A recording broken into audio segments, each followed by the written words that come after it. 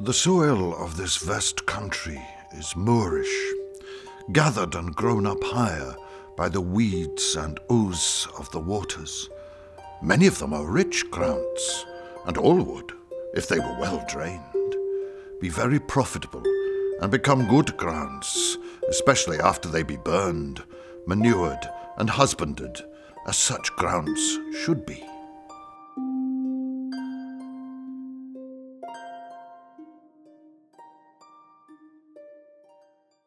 We want to take you on a journey through 3.5 centuries of our area's history. We're going to take a look at the many different groups of people who came to our area for many different reasons. But all of them were linked by one common activity: work. The work ranged from back-breaking construction in the drainage channels to flying fighter aircraft in the defence of liberty. It all happened here in East Cambridgeshire with its unique rich soil and rich heritage.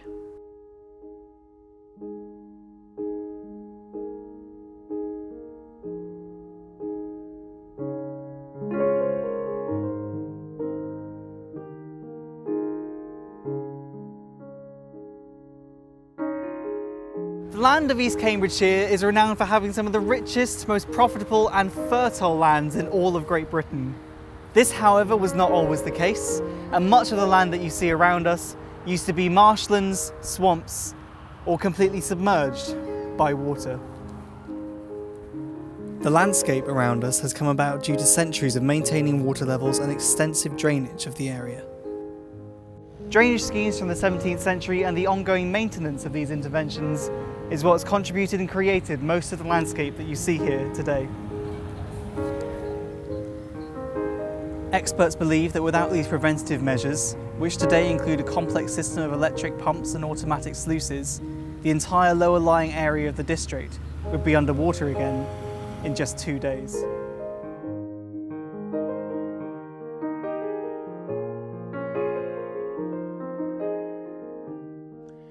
Plans to drain the Fens, which included much of the area now covered by East Cambridgeshire, had been considered for many years. But it was not until the 17th century that wealthy investors, the Fen adventurers, set about reclaiming the land from the waters to make it suitable for agriculture, and at the very least, summer grazing. Dutchman Cornelius van Muyden had already successfully drained large areas elsewhere, and he was chosen to mastermind the scheme to drain the Fens. This is what is known today as the Old Bedford. It was the first major drainage channel built to drain the area. It stretches 21 miles to the sea. It was completed in 1637, but remarkably, we have no idea who actually did the digging of this channel. It was a huge job, carried out in the worst conditions, and we don't know who was down there doing the work. It's a real heritage whodunit, and that's what makes this channel so fascinating. Little more work was done on the scheme while England was ravaged by the English Civil War. Once Cromwell was firmly in control of the country, he ensured work began again to improve and complete the drainage scheme. The scheme was expanded and included the creation of a second drainage channel a short distance to the east of the original channel. This is the New Bedford, the second major drainage channel built to carry water from the area out to sea. Much of the work here was carried out by Scottish and Dutch prisoners of war in days before bulldozers and pumps. Even today, it's a remarkable feat of civil engineering. Can you imagine having to dig this with just shovels? The changes to the local landscape created by van Muyden stand as extensive and impressive monuments to the Dutchman. But there are other tributes to his influence in the area. This street in Sutton is named after him. Further afield, this library in Chatteris also salutes his achievements. The rich soil we see today was once waterlogged peat, which gradually dried out as a result of the drainage schemes. As peat can hold up to 8 times its own volume of water, when it dries out, it shrinks. This meant that the ground level dropped by up to 2 feet in a year. The big drainage channels soon found themselves at a higher level than those of the surrounding areas they were intended to drain by gravity. By the end of the 17th century, a great deal of the reclaimed land was once again waterlogged. Something had to be done to raise the water up to the levels of the channels. A map from 1812 shows the Isle of Ely had about 230 wind-powered engines. None of the pumps survive today, but this smaller pump at Wicken Fen gives visitors an idea of how they worked. They were used to help lift the water up and into the drainage channels, which by now ran above the level of the land they were intended to drain. Nicknamed gentle spectators, these pumps would of course only work if the wind conditions were right. It was only the arrival of steam power to the area around 1820 that gradually brought a more constant and reliable solution to the area's drainage issues. We know, for example, that a single 28 horsepower steam engine replaced 75 wind engines at Little Port Fen. Joseph Glynn pioneered the introduction of steam power into the area and later wrote of his work around here and other fen areas. I have not only caused 2 blades of grass to grow where 1 grew before, but I have had the pleasure to see abundant crops of wheat take the place of the sedge and the bulrush. Where there had been the swamp or marsh, exhaling malaria, disease and death, there were now fruitful cornfields and verdant pastures.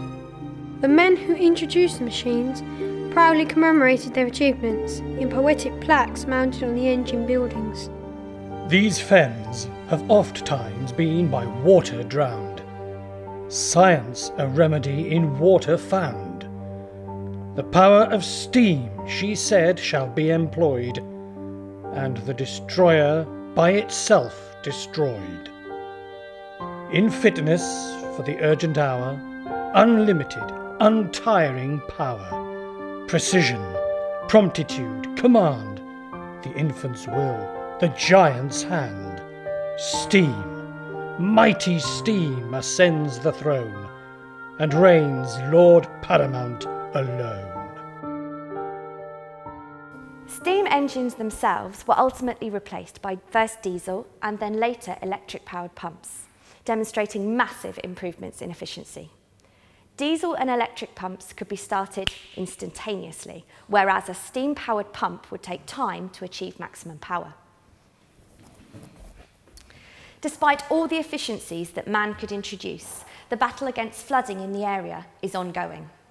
In the flooding of 1947, for example, 40,000 acres of land were left devastated by the floodwaters. Additional drainage channels were introduced later in the region to reduce the risk of similar flooding. This is very similar to the suggestions made by Vermuyden almost 3 centuries earlier, but never completed.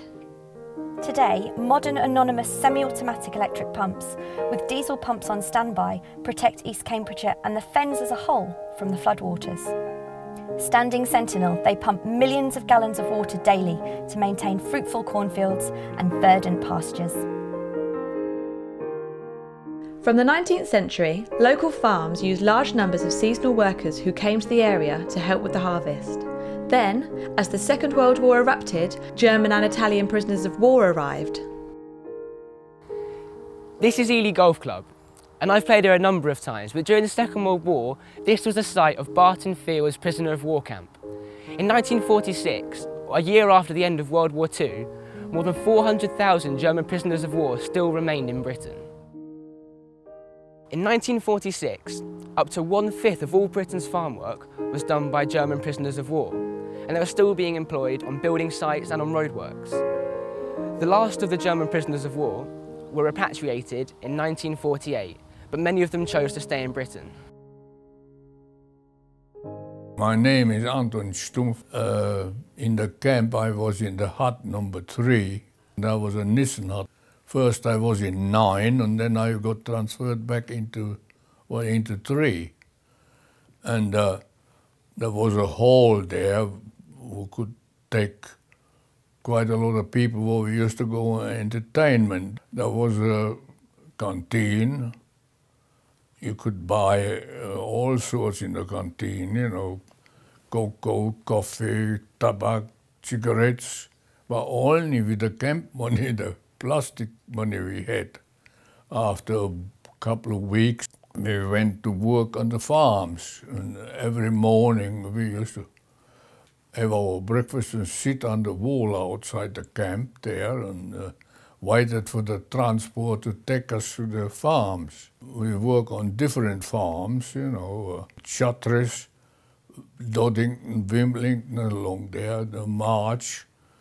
That was the last place where the lorries used to take us. I worked on that farm for quite a long while till we got released from the prisoner of war status till 48 or 39. And then we got paid the same as a farm labourer, £4.10 a week. I was there quite a long while till 55, that's right. I was going to stay here because I liked the way and the style the Englishmen work and do their things. During the Second World War, there were 2 permanent prisoner of war camps here in Ely. We are now at Prior's Court, a residential development in Ely. But this very ground was once West Fen Militia prisoner of war camp. The first residents were Italians, but when they were released in 1946, German prisoners were kept here. As many of the prisoners worked on local farms, they brought a very different experience of the war to local people. Many lived on the farms permanently.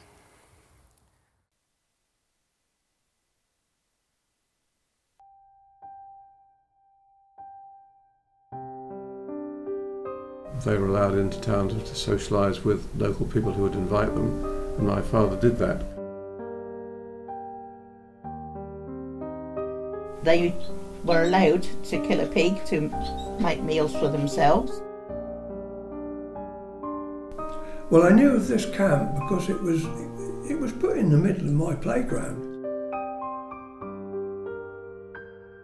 They would have been helping with potato harvesting and harvesting wheat and that sort of thing.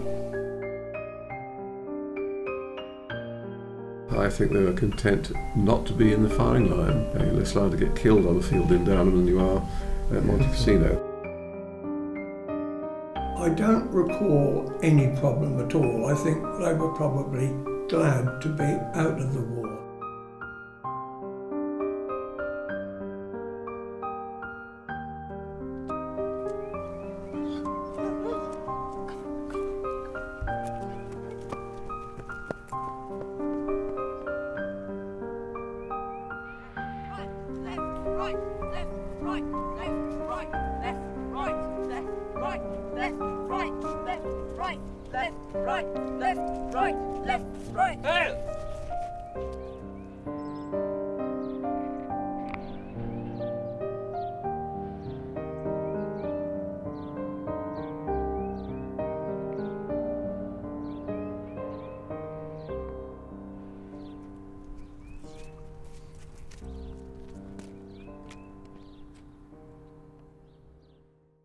In July 1942, local boy Cyril Heaps had a chance encounter with a mysterious stranger. July 1942. I was 10 years old.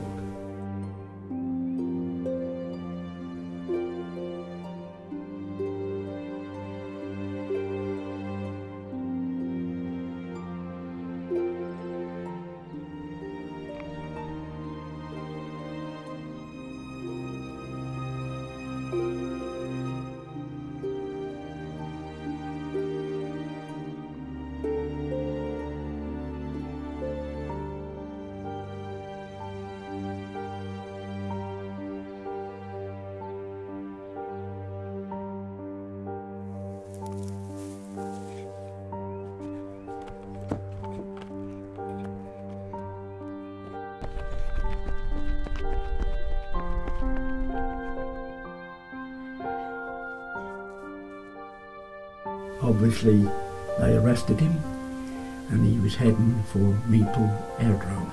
"Thank you, Cyril," he said. "What you've done," he said, you've done your little bit towards the war," he said, "because," he said, "you have had a German spy captured."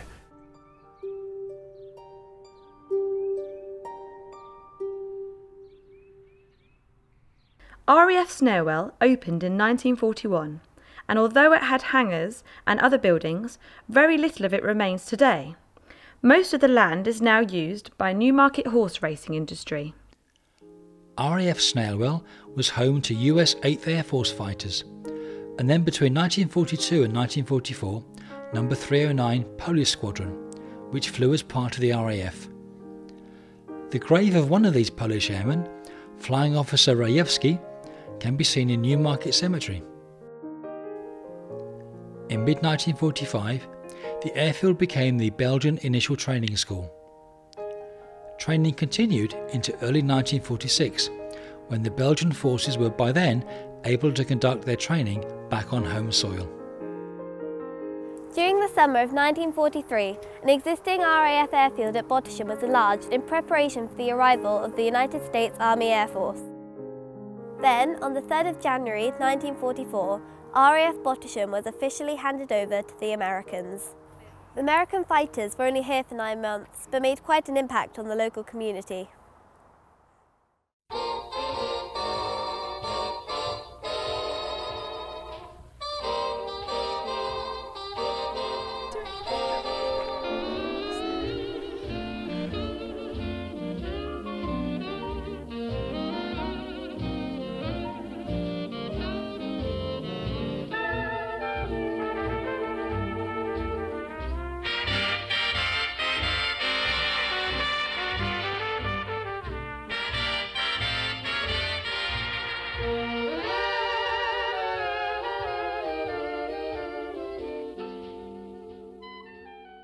Although not much of the airfield remains, the Americans' time in Bottisham is marked in part by this street.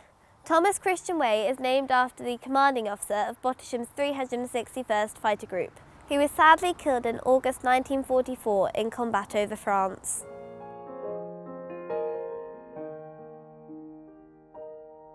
After the Second World War, Bottisham welcomed another friendly invasion when the buildings of RAF Bottisham were taken over by the National Coal Board. Then, from 1948, the buildings were used to train European volunteer workers. These men, mainly from the Ukraine, Poland and Latvia, were displaced by the Second World War. They came to Britain to train as coal miners, and hundreds of them began their basic training right here in Bottisham. Many of the Poles who had fought alongside the British were invited to settle in Britain with their families.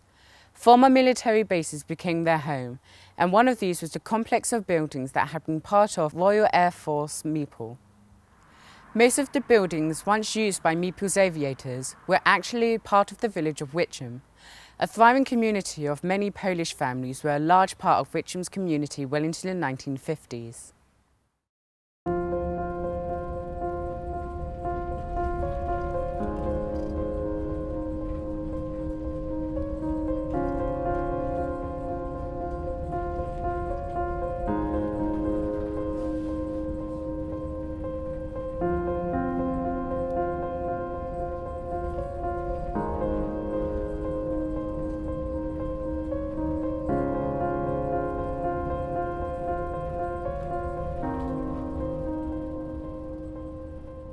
My name is Elizabeth Taylor, and before my maiden name was Zatorska. My father came here to England after the war. Churchill actually agreed that for their services to the armed forces that they should be given the opportunity to stay in England. Different soldiers, according to which day they came into England, were given different camps to stay in, and my father happened to be brought into Cambridgeshire, so one of the opportunities was Meeple Camp. 4 of them then resided here, my father, my mum and my mother's 2 sisters. I wasn't born until 1952, so I started life, having been born in Cambridge, brought to Meeple for my childhood. Even when I was 3, I can remember the hut quite vividly. It was one big room, and that was the lounge, and it was partitioned off with a curtain with a coal-fired range and a big stone sink with cold water. There was no hot running water, and there was no toilet inside. Other things were delivered to the camp. There was a Polish van that came from Cambridge, and he delivered all the Polish cultural food, Polish bread, Polish sausages, smoked meats and so on, that you wouldn't have normally been able to get to the shops like you do these days to buy these kind of things. They were delivered. And sometimes Polish films would come in into the church hall, so they had their own films, or if it was some special occasion, they had dances and music and so on. So community-wise, it helped them to retain their identity, but also at the same time learn English and make plans for the future to move on. I think life here was very, very good for them, and I think it's nice to have that commemorated so that people can see what went on in this area and how it developed with the historical background of the people that came here from abroad.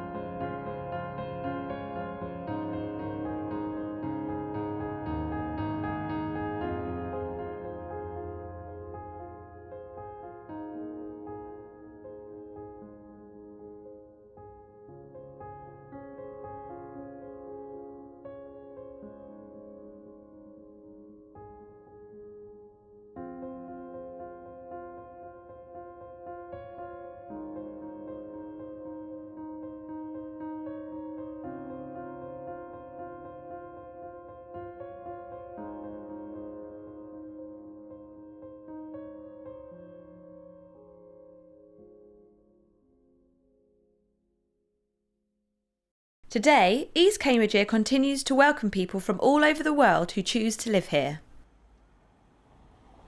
Our area has been shaped by nature and time, but most importantly by the many people who over the centuries have worked here or made the area their home. Nature gave us the rich soil, but it's the people and their stories that give this local area its rich heritage. There be many isles and rising grounds within this great level, and the rivers pass by towns low-seated, fenced by banks from the waters of the fens, and sometimes they have been overflown by the said waters, and have often been in great danger, and they are at continual charge for the maintenance of the said banks. The King's contract is to make these lands winter grant, that is to free them from the overflowing of the rivers aforesaid, as far by art can be devised.